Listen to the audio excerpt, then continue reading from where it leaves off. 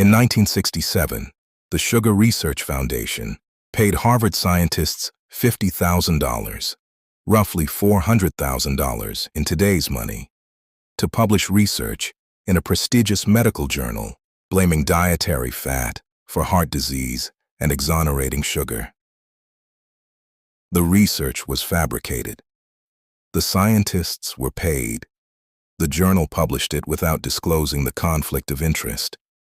And for the next 50 years, through every diet trend, every food pyramid, every low-fat product on every grocery shelf, the American population ate according to a lie that was purchased for $50,000. The documents proving this didn't surface until 2016. By then, the damage had been running for half a century. This is not where the story starts, and it is not where it ends. Welcome back to the Promethean Depths. I'm Solen. Today we go into the food system, not from a wellness angle, from a philosophical and historical angle. Because what has been done to the food supply of the developed world over the last 100 years is not a story about negligence or unintended consequences. It is a story about deliberate choices made by institutions with financial interests in a sick, dependent, and cognitively impaired population. And it connects directly to everything we've discussed in previous episodes about manufactured consent, psyops, and the engineering of compliance. Your body is the first territory of your sovereignty. What gets into it, and what has been done to ensure that specific things get into it, matters more than almost anything else we can discuss on this show. Stay with us, because later in this episode, we are going to show you exactly how the same company that poisoned the food supply for a century turned around and funded the health organizations telling you what to eat. The receipts exist. The names are on the documents. And by the end of this conversation, you will never look at a nutrition label the same way again. Let's go. Let's establish the timeline, because the details matter. The mid-20th century. Scientists begin noticing a correlation between diet and heart disease, the leading cause of death in the developed world. Two competing theories emerge. One, championed by physiologist Ancel Keys, blames dietary fat, particularly saturated fat. The other, championed by British physiologist John Yudkin, blames sugar. Keys was aggressive, politically connected, and well-funded. Yudkin was methodical, careful, and correct. Keys ran a campaign to discredit Yudkin that was so effective, Yudkin's career was essentially destroyed before his death. Yudkin's 1972 book, Pure, White, and Deadly, which accurately described sugar as the primary dietary driver of heart disease, was buried. Not because it was wrong, because it was inconvenient. Meanwhile, the Sugar Research Foundation, the lobbying arm of the American sugar industry, was working behind the scenes. In 1965, they commissioned a review of the existing research on fat, sugar, and heart disease. They paid two Harvard researchers, D. Mark Hegsted and Frederick Stare, to conduct the review and steer its conclusions. The review was published in the New England Journal of Medicine in 1967. It blamed fat. It cleared sugar. It did not disclose the funding source. It shaped U.S. dietary guidelines for the next 5 decades. The FDA food pyramid, introduced in 1992, placed grains, bread, and cereals at the base. 6 to 11 servings per day recommended. Sugar was not identified as a primary concern. Fat was. This was not a scientific consensus. It was a purchased consensus, and an entire population organized its eating around it for generations. The result, the low-fat food movement. Every time fat was removed from a processed food product to make it low-fat, sugar was added to maintain palatability. Low-fat yogurt, low-fat salad dressing, low-fat everything, loaded with sugar. The population ate less fat and more sugar. Obesity rates, type 2 diabetes rates, and metabolic disease rates exploded. The very health outcomes the dietary guidelines were supposed to prevent accelerated. This was not an accident. Every data point was visible to the people running these institutions in real time. They kept going. The sugar story is one thread. Let's pull another. Seed oils.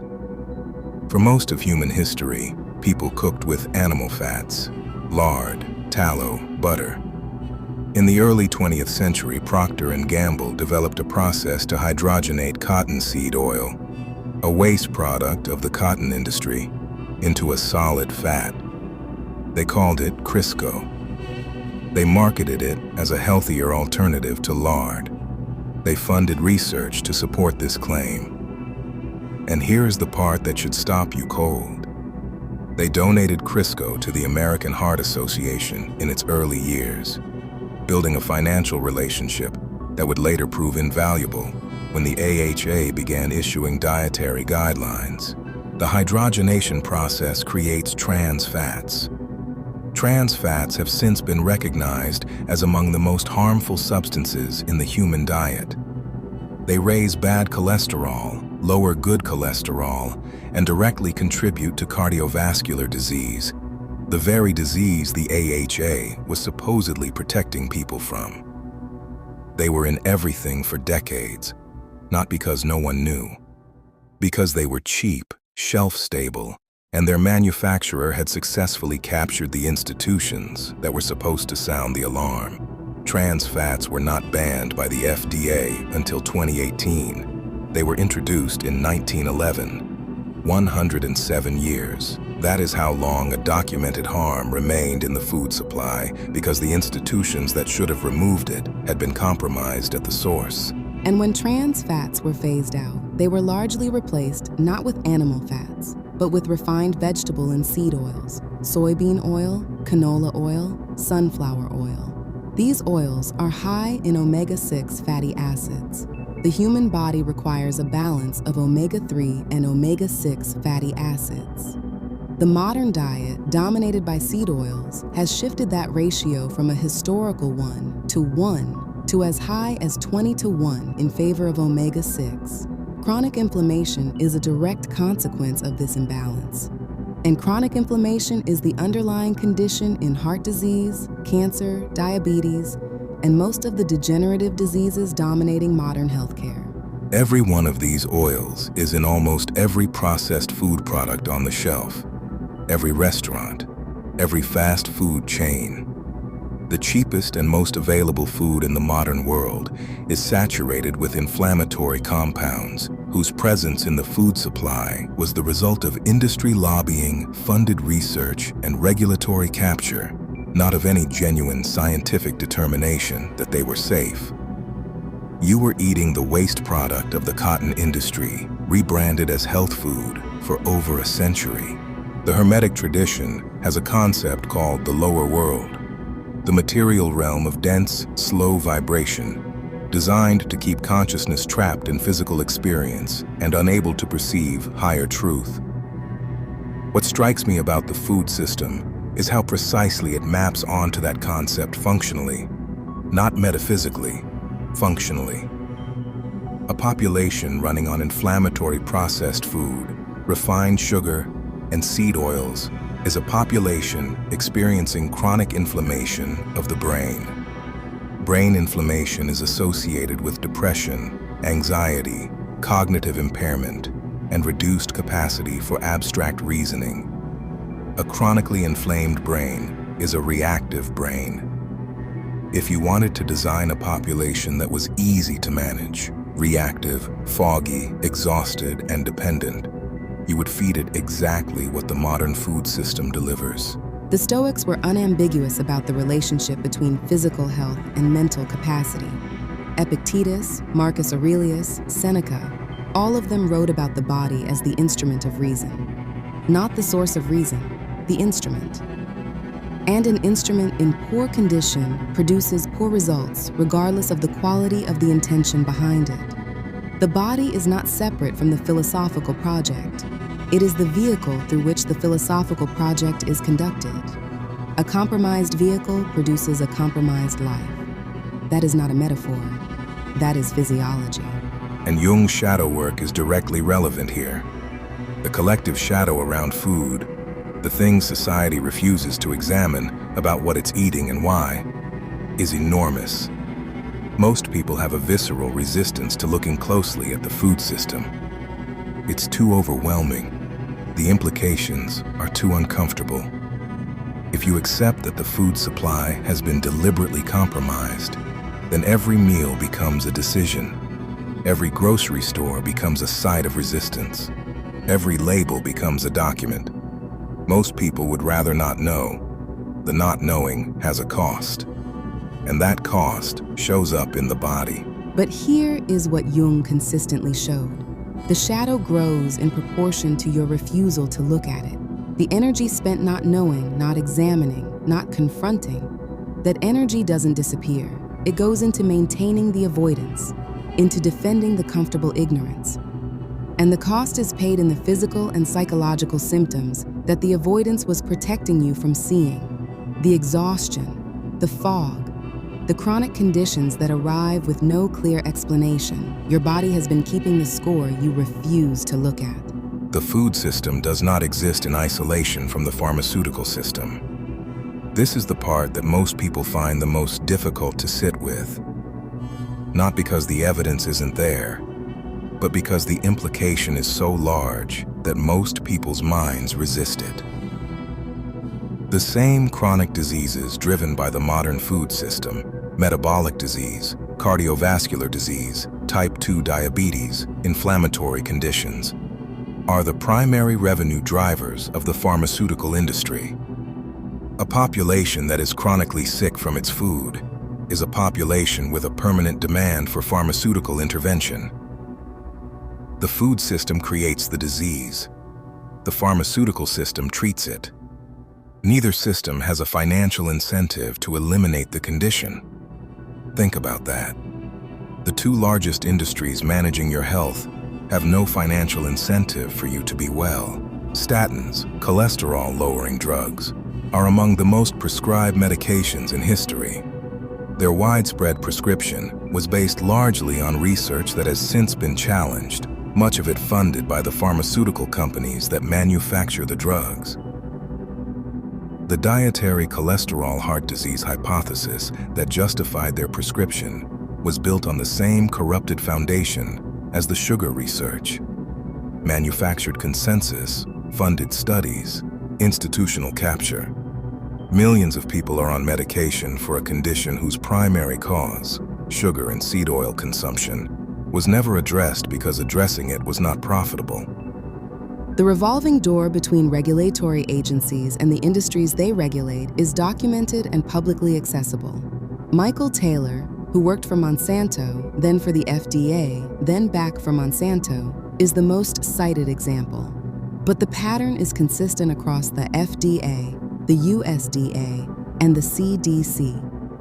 The people writing the regulations are the same people who previously worked for or who will subsequently work for the companies being regulated. This is not a conspiracy theory.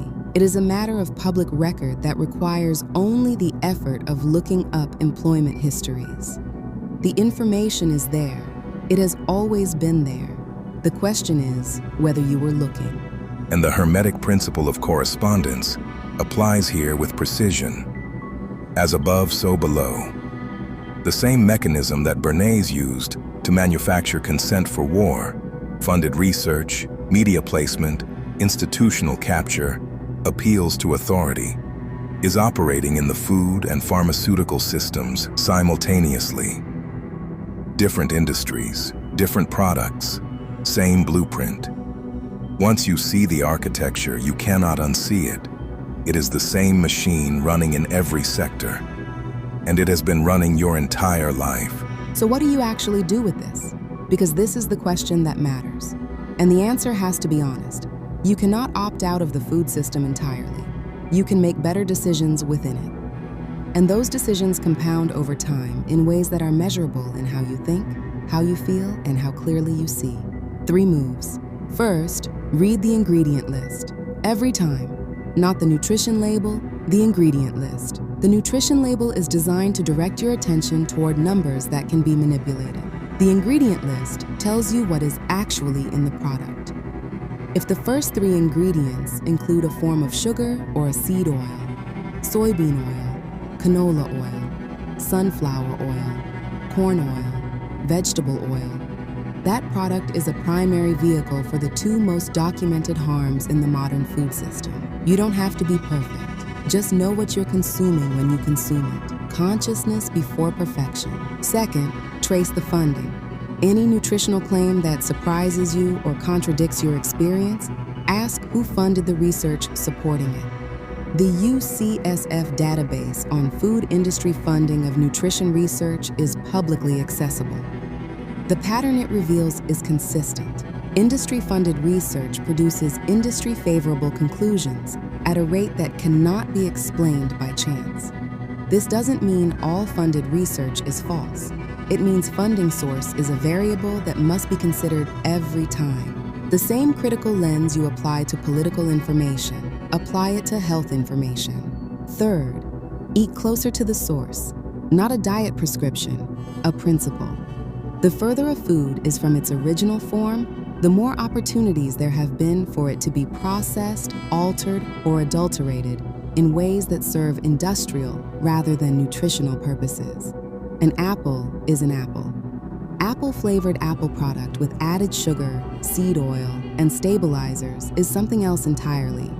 The principle scales across every food category and requires no specialized knowledge, just the habit of asking how far this food has traveled from what it originally was. I'd add one thing that is more philosophical than practical. Treat your body's responses as data, not as inconveniences to be managed, not as symptoms to be suppressed with the next pharmaceutical product, as information. The chronic exhaustion, the brain fog, the inflammation, the disrupted sleep, the mood instability. Your body is communicating about its inputs. Learning to read that communication instead of silencing it is an act of radical self-knowledge. It requires you to take your own experience seriously in a culture that has been engineered to make you outsource that authority to institutions that do not have your interests at heart. The shadow note today is this. Everything I've just described is real and documented. And it is also true that the wellness industry, the counter-narrative to the mainstream food and pharmaceutical complex, is itself a multi-billion-dollar industry with its own financial incentives, its own manufactured consensus, and its own capacity for exploitation. The supplement industry is largely unregulated. The organic label has been compromised by industrial agriculture. The functional food market is full of products that use the language of health while delivering little more than premium-priced processed food. The solution to a corrupted system is not a new system to trust blindly. It is the development of your own capacity for discernment. The answer is to build the kind of embodied self-knowledge that no industry can fully manufacture or monetize.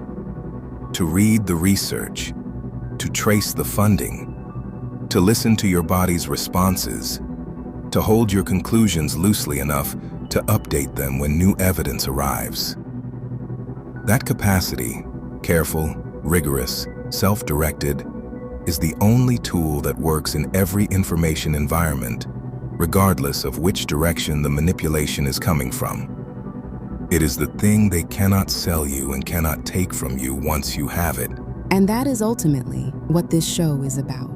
Not giving you a new set of conclusions to adopt, giving you better tools for arriving at your own. The Promethean myth, stealing fire from the gods and giving it to humanity, was always about the gift of discernment, the capacity to see clearly in the dark, the capacity to think for yourself in a world designed to think for you. That capacity has never been more necessary. And the fact that you are here, listening, questioning, refusing to look away, means you are already using it. Here is what is true about you if you made it to the end of this episode. You are not someone who needs to be managed. You are not someone who accepts a purchased consensus as truth. because an institution stamped it. You are someone who follows the evidence, even when it leads somewhere uncomfortable. That is not a small thing. In this moment in history, that is everything. The person who can think clearly, eat consciously, and refuse to outsource their sovereignty to a system built on their dependence. That person is ungovernable. Become that person. Stay that person. This week, read one ingredient list you have never read before. Just one. Look up any ingredient you don't recognize. See what it actually is and why it's there. One label. That is the beginning of a different relationship with everything you consume. And if your body has been telling you something you've been ignoring, give it 5 minutes of honest attention this week. Not to fix everything, just to listen. Your body has been keeping score even when you weren't paying attention. It is time to look at the scorecard. That's episode 5 of the Promethean Depths. If this episode connected something for you, share it with one person who needs to hear it, not to convince them, just to give them the option to look. Someone in your life has been feeling the effects of this and doesn't have the framework yet. Be the person who hands it to them. Subscribe. Leave a comment below. Tell us what you changed about what you eat and what happened when you did. We read everyone. We go deeper every episode. Think for yourself.